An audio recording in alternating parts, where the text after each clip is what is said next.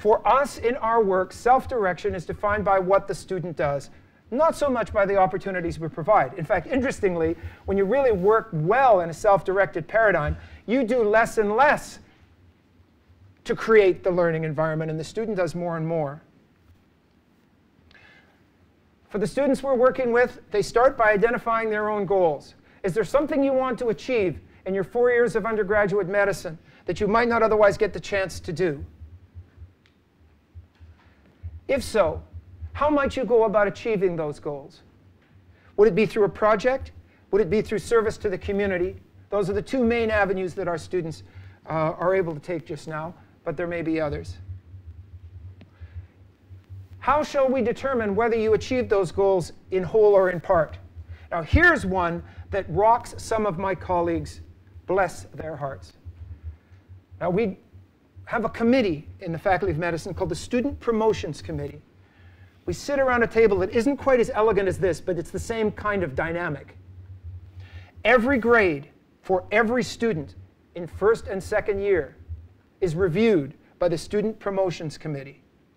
Any grade on any exam or portion of an exam under 65% is looked at closely, and something called remediation is prescribed. At our university, like many, students don't fail in medical school very often. But they often need more than one try to get where they need to get. So you can imagine the dynamics of student promotion committees. And then others around the table say, well, the marks are good, but the professionalism is problematic. Showing up late for class, been rude a few times, seems a bit arrogant. Do we need to remediate that? And if so, how? So the committee and the people who teach are determining the criteria, they're setting the bar, and it's our job to see if they made the bar. Hardly new. So when we introduce a program where the student sets the bar, proposes it to us, and we renegotiate that bar with the students, that's a whole new world. I can tell you two things about the criteria in almost every case with every one of the 200 or so students we've worked with. One, the goals are ambitious and in most cases overly so. World peace. Two, the criteria that students tend to set are vague. I am going to run a clinic in the downtown east side of Vancouver with the help of a couple of physicians. I'm going to measure the impact of that on the health of people in the downtown east side, in particular their cardiovascular health. I'm going to write up a paper, and I'm going to submit it for publication. Okay? Those are some goals. All right? How will you know if you've been successful? Well, the paper gets written, and the program gets run. OK, that means you've fulfilled your promises, but that's not really criteria for success. Is publication necessary? Well, of course. Well, maybe not. Because some of us who live in that world wouldn't want to live and die entirely by that. So we negotiate our criteria back and forth. That, is, in a nutshell, is how we try to achieve some degree of self-direction. Let's look at it more specifically now. Here's the project at hand that I'd like us to consider, and we've got some data on. In second year medicine, students have a choice of an assignment option for a course that's DPAS 420. DPAS stands for, in my view, one of the most grand titles in the history of higher education. Doctor, Patient, and Society. Doesn't leave a whole lot else, does it, really, except soccer. And the students take that course for an entire, 1 day a week for an entire year in first year, and then again in second year. And in second year, that 2 for 420 designates that it's a second year course. Much of what's taught in Doctor, Patient, and Society fits into the categories of public health or population health. It's one of the few places where our students get exposure to the possibility that health actually affects populations and not just individuals. So it's an important element of their curriculum. They've got 3 options. One is they can go into discussion groups that follow after major plenaries. So all 300 students show up for a major talk or a panel discussion or a narrative by someone who has dealt with a particular health issue, or works in a particular field. And off they go into small groups of 8 with a tutor, and they talk about the implications of that, not unlike some of the stuff we're going to do in this session. For the students who don't want to be in discussion groups, but would rather try to do something that, in their words, is more community-based, they can apply for a community service learning option, where approximately once a week they go and work in a community setting. Maybe in one of our clinic settings or in our social support service settings in some of the areas of town where some of our more vulnerable populations live. Maybe they're working with people related to childbirth. Maybe they're working in all kinds of different things, kids in schools, all kinds of things related to health. And the third option, and that's the one we're going to focus more of our attention on today because it happens to be the one that I'm in charge of, is the self-directed project option. We're just full of 4-letter abbreviations. SDPO. In fact, that was a rather rare moment where someone actually said the full name and didn't just say SDPO and assumed the whole world either knew, or if they didn't know, that was their fault.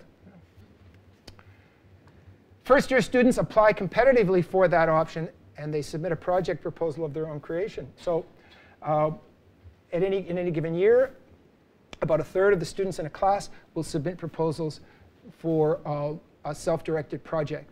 They may work alone, they may work in groups. In the proposal, they say what they're going to deliver. They talk about their own learning goals. They identify time frame for completion of various elements of the plan and criteria for assessment. And if those things look in order, we let the students in. We let most in, but not all. Some projects are continuations of projects that were conducted the year before. And if that's the case, then the new wrinkle, the new students have to provide something to indicate that they're taking this project to another level and they're introducing something new. You can't just do what people before did. That's not actually self-direction. That's other student direction, and it's different. So just a few examples of the dozens of projects on the go. Assisted childbirth for women living with addictions. We have some students who are paired up with pregnant women. They follow them right through their pregnancy. They meet with them regularly. And then when the woman goes into labor, our student becomes a labor coach. Or not. If in the last minutes or hours of that pregnancy, the woman decides, you know, I don't think I need you. And the student lives with the heartbreak of that and issues related to that. That doesn't happen very often, but it does happen. The point there being that whenever you engage in projects of this nature, reality comes into play. What a notion. And some of the realities are, as you can easily imagine, remarkable teaching and learning opportunities. We have a group this year working on microfinancing in Kenya and the impact that that might have on health. Microfinancing, as some of you know, very small loans where people do a remarkable number of things with them.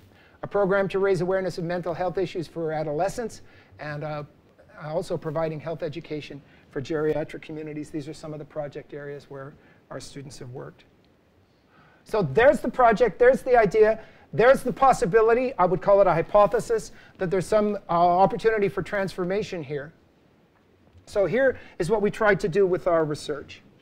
We wanted to identify the skills and attributes that were required for self-directed learning. Is it for everybody?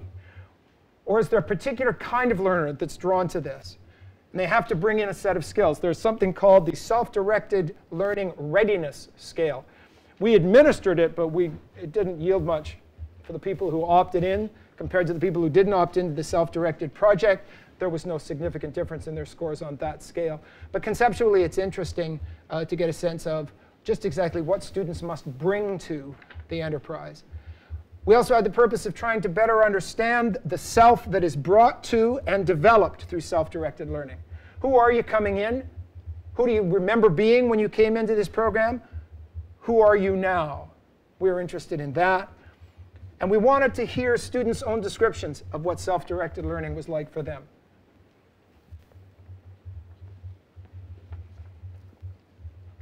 So if you take those purposes and distill them into just 3 questions, it goes like this. We believe that students entering these programs ask themselves this: do I have it in me to do it? Who am I now? Who can I be? those questions drive much of what we interviewed students about. I would put it to you, not sounding too philosophical, that we put those questions to ourselves all the time. So they are at the heart, especially of situations where we find ourselves in something very, very new and very different. So for our research methods, we interviewed more than 15 people, but the findings I want to talk about today are based primarily on these 15 pre-SDPO students, which means they haven't taken the program yet. They've just been accepted. And 9 who've completed the program. Well, we interviewed them either in small focus groups or in in-depth one-to-one interviews. We identified emerging themes from the transcripts, and after we had done that independently, we came together and identified our points of agreement. We asked questions like, what drew you to the self-directed project? What goals did you have? What did it require of you? What were the biggest challenges and best parts? How would you describe yourself as a learner? Do you think there are any ways the SDPO experience will have an impact on your work as a doctor? These were some of the questions that we asked. Can you see those as questions that are digging for the nature of transformation? It's essentially what we're looking for, to see if they're there. The second to last question, how would you describe yourself as a learner? That's just such a surprising thing when you ask that of students. We essentially had 2 kinds of responses. Remember, these are very, very talented people. How would you describe yourself as a learner? Well, I actually don't learn particularly well in didactic settings. People can talk at me, and I can write it down. But if I was tested right away after that experience, I would do poorly. If I was expected to put some of that into practice, it would frighten me because I couldn't do it. I need to somehow see it come to life. You get that kind of rich detail right away when you ask some students, how would you describe yourself as a learner? And then for another group, and for us it was almost half, how would you describe yourself as a learner? Can you rephrase the question? The idea that they'd even thought about themselves as a learner and could describe it was completely novel. So we would say, well, you know, you've got things you have to learn in medical school. Talk a bit about how you do that. Oh, OK. And they would then talk about their approaches. We also asked them, how are you similar to your classmates, and how are you different from them? You know, the honest answer there is probably, for most of them, I don't know. I've never actually had a big discussion with my classmates about how they learn. But no, well, one person said that. Everyone else had detailed ideas about how they were different from other people. Based on data or not, didn't matter. So here's what we were told. Our students were drawn for, of course, motivational reasons. And in motivation, we sometimes talk about push and pull. In this case, there was an external pull towards something other than the prescribed. Remember that notion of our curriculum being very dense, for the most part, very prescribed. And students wanted something different. As one student said, SDPO is different than doing something to tick off the ticky boxes. An interesting phrase. So that's the external. That's the magnet that pulls you. And then there's a push from inside, a desire to benefit others. As some of you know, to get into something like a medical school, today, in most places, you have to demonstrate that you're almost internationally renowned in your humanitarian work. I mean, the thing that students have to do these days is unbelievable. For the most part, students do that because they feel it's the right thing to do and they love it. Some students do it because they want to be a doctor, and if they're going to be a doctor, you've got to work in an orphanage in Romania. I use that example because my daughter, who's a pediatrician, worked in an orphanage in Romania. Now that was transformative, but I don't know if she felt that going in, or whether she thought, this is going to look good on my resume. And many, many more things happened other than that. So the push comes from a benefit to others, which for the most part in the first 2 years, our students don't get much chance to manifest. I always get way more back than I ever give. For the people who are just about to start the self-directed project, they talked about pursuing intellectual curiosity, which interestingly, perhaps discouragingly, they contrasted with their regular curriculum. To be in control of one's own learning, outcomes, and time. For the students who are not drawn to this option, They didn't want it because they did not want to be in control of those things. If someone else sets all of the time requirements, where you are, when, and for how long, good, got it done. When it's up to you, it gets scary. So there is an element of risk associated with any form of transformation, and our students certainly told us about that. This is kind of the do I have it in me set of questions. Am I drawn to something that I have a passion for? Do I want to, in some ways, get outside the prescribed curriculum? What goals did you have? Developing skills, integrating, connecting. Those were the reasons why people were drawn to the program. And a chance to test themselves and their possible selves. They didn't use that language, but we did. I wanted to see if I could really do this. I always wanted to work in an environment where there were seniors dealing with problems of old age. And I wanted to know if I could actually do it. That kind of thing. Sort of like shadowing, like working in the hospital. See if I have the skills. I have what it takes to be there emotionally for the patients and being able to support them.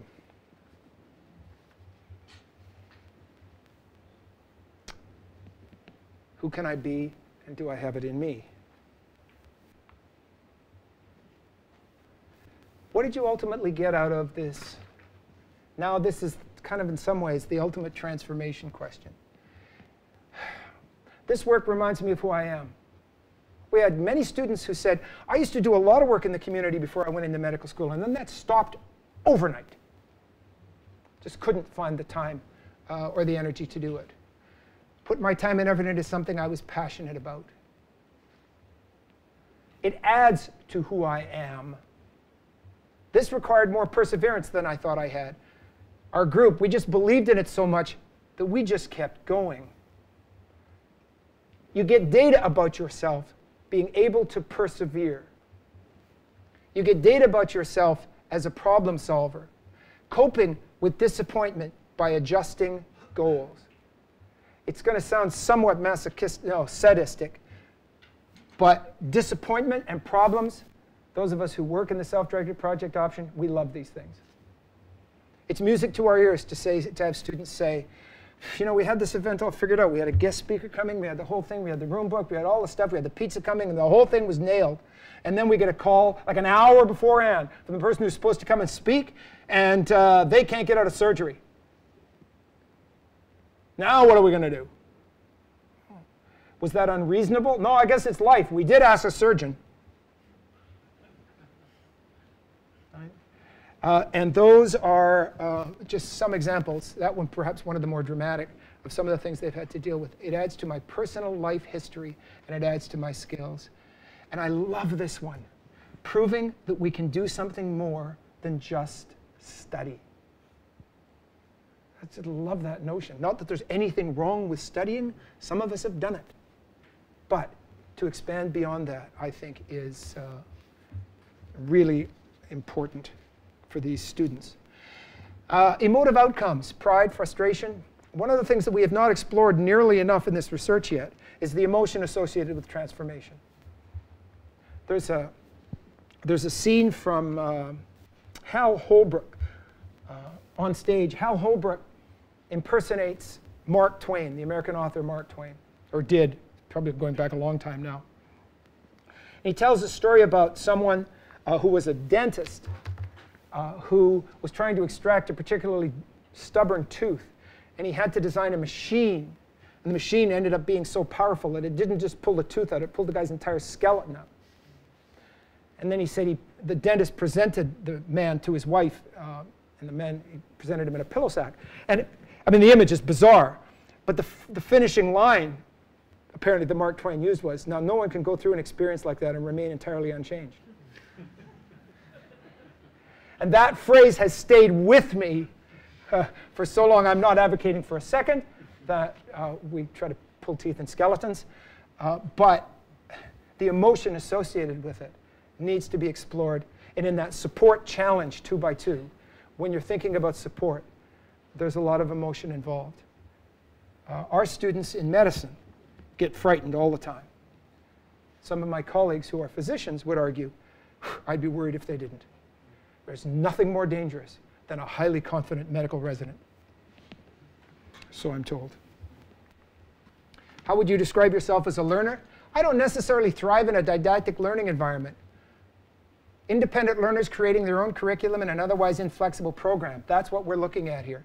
The best part of medical school, actually doing something with all this knowledge and learning with a social conscience. I learn about who I am, and I learn about whether I have it in me. This diagram here describes some of the major competencies that in Canada we've identified are attributes of becoming a medical expert. Being a scholar, working in a professional way, being a good communicator, collaborating with others, managing problems and projects, and being an advocate for people's health. We had a guy in one of the projects, he took a photo of a friend as part of his project. Doesn't seem like much, except in the photo, the young woman's heart and lungs were painted on her body. And that was because she had cystic fibrosis.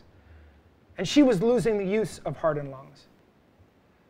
And she, along with the student, decided that if they could take a photo that you could show in public, maybe it would increase the likelihood that people would engage in organ donation. So he took photos of this gal, who, during the project, passed away. Then other people came up and said, I've had a knee replacement. It's not quite the same, but would you? And so his project consisted of a series of photos of people who had had the joints or body parts transplanted. And that, if you come to Vancouver and you travel on our public transit, you will see, you know where they put all the ads just about eye level when you're trying not to look at other human faces? You will see pictures of Cyrus stuff. Cyrus said, well, addressing public health concerns through photography or art or whatever I want to do down the line, it has totally reshaped what I want to do. Just an interesting notion, and that's being a health advocate. Forming relationships with the community for the future, becoming more interprofessional. I never saw myself as a collaborator the way I do now. I'm a different person now than I was when I started this. The thing I love about this is that every once in a while students express surprise. That shouldn't stun me as a psychologist, because in fact there are things about ourselves that we don't delve into all that well. We're fairly biased that way. So we shouldn't necessarily be stunned when students say, you know, I never realized this was something that I would be this good at, or that I'd want to do, or that would upset me so much. That's what I would call transformation. Very much about the who I can be. One student said, it's not just about the course, it's not about my radio show, it's about me being a better doctor. These students in the fairly small 70,000 person northern community of Prince George in the province of British Columbia did a radio show on health and health issues that got really quite popular. We were setting our own markers and trying to meet our own goals. And I guess that's how you find out who you are. I added that bit, of course. So to summarize, what's required for self-directed learning? The importance of intrinsic motivation. At my most discouraged, I think in higher education, we pound intrinsic motivation out of our students. At our very best, we get out of the way and allow the fire that is intrinsic motivation to get somewhere, and we learn how to provide support and challenge around that. Pre-existing attributes generally associated with self-directed learning: perseverance, adaptability, self-confidence. All of those students said they brought to the enterprise, taking advantage of previous experience and our personal skills. I always wanted to do this. I always saw myself as someone like this. Now I've taken it further in that direction. Common views regarding the nature of learning. We've already talked about this. The best part of medical school, a number of them said, actually doing something with all the knowledge, viewed the opportunity as learning with a social conscience. Independent learners creating their own curriculum in an otherwise inflexible program were phrases that we heard a lot. This boiled down to self-exploration and expansion of the sense of self. That is what we believe transformation is. Now, you got to be careful when someone travels all the way to Singapore, puts on a tie, stands in front of you in a beautiful room, and says, we've got it figured out. Here it is, people. because of course it's complete rot. Some of this is very encouraging, and we are actually expanding this program so that every medical student will take some version of it, perhaps over the entire 4-year period, starting a project when they come in and carrying it through for 4 years. So we're going bigger with this. I wouldn't call it viral, but we are going bigger with this. At the same time, this is hard work, and we are far, far from perfect. One of the things that those of us who organize the program ask ourselves, not entirely tongue-in-cheek, is, it's 10 o'clock. Do you know where your SDPO students are?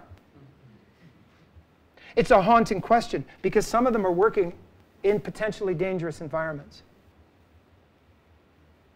And as soon as you allow for a certain degree of self-direction, you give up a certain amount of control.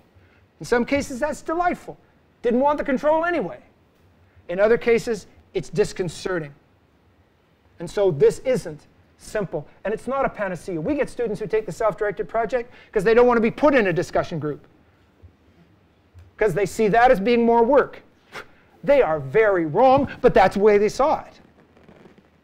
So some of that intrinsic motivation, these people out there to change the world, get the chance, we give them the chance, they change the world, we're all better. It happens, but it's also the case that we've got some people who are trying to cut corners at every turn, because medical school's hard and demanding, and it's drinking from the curricular fire hose. And they want to manage it, and they think they can do it by making this smaller. So there are a number of things about this program, and lots more that I don't have time to talk about, that, believe me, are a work in progress. But what hasn't changed for us is the belief that we are actually moving towards some kind of transformation. For us, we're defining transformation in a one-person-at-a-time way, one medical student at a time. I have colleagues who would find that particularly slow. And if you're going to affect something like healthcare, for heaven's sakes, Gary, get some clean water out there, or whatever it might be. And changing the health of people in our country one medical student at a time, in some ways, I guess that's what we're in the business of. The last thing then, where do we go next? And when you go to your small groups, talk about whatever you like, for heaven's sakes. Well, you probably will anyway. But if I can have any influence on some of the things you talk about, the role of emotion in transformation. This isn't touchy-feely stuff. This is huge, and it affects what and how our students learn. It's risk-taking. Transformation requires some degree of risk. What kind of support do we provide for that? How do we push people?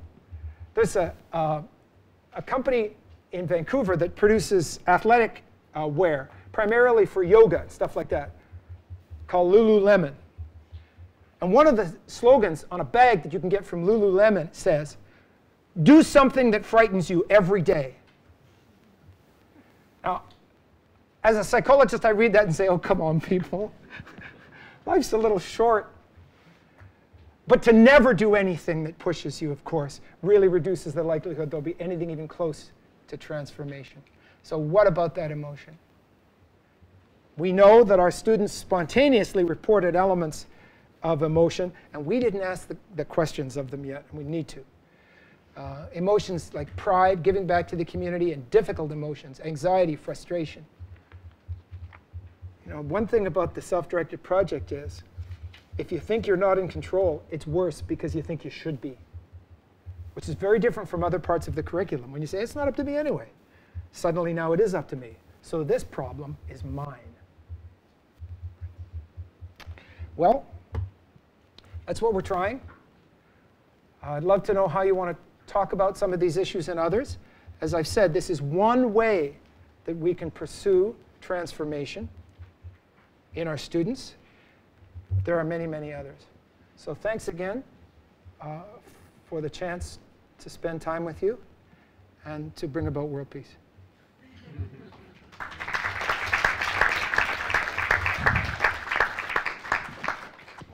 Oh, thank you very much. Thank you for being here. Thank you so much. Thank you. Thank you. Of course. Thank you. Thank you. Thank you. Some things you'd like to add to the comments that were supplied after the breakout group? Thanks, Lavinia. And I'll be conscious of the time. Again, it's the sort of thing I could talk about forever. If it was possible at even a 20th of what was discussed and reported had anything to do with my presentation, I'd be thrilled, and that would make the trip well worthwhile. Thanks for making me feel that. Two quick things. Number one, I don't want you to leave here thinking that I actually came up with the idea for the self-directed project for our medical school, because I did not. A student did. When I was responsible for that Doctor, Patient, and Society course, a student named Teresa Wood, who I shall never forget, came to me and said, I don't want to do the assignments for this course. And the single best thing I think I've done in my career as an educator was to listen to Teresa. So that's an important point that I wanted to make. Secondly, so as I was listening to your report, I tried to play out the following scenario. I'm interviewing a student, and I say to the student, in effect, so did you change at all over the course of doing your project? And the student says back, no, can't say I did. Same old me, but got some things done. So what should I say? Should I say, oh, I'm sorry,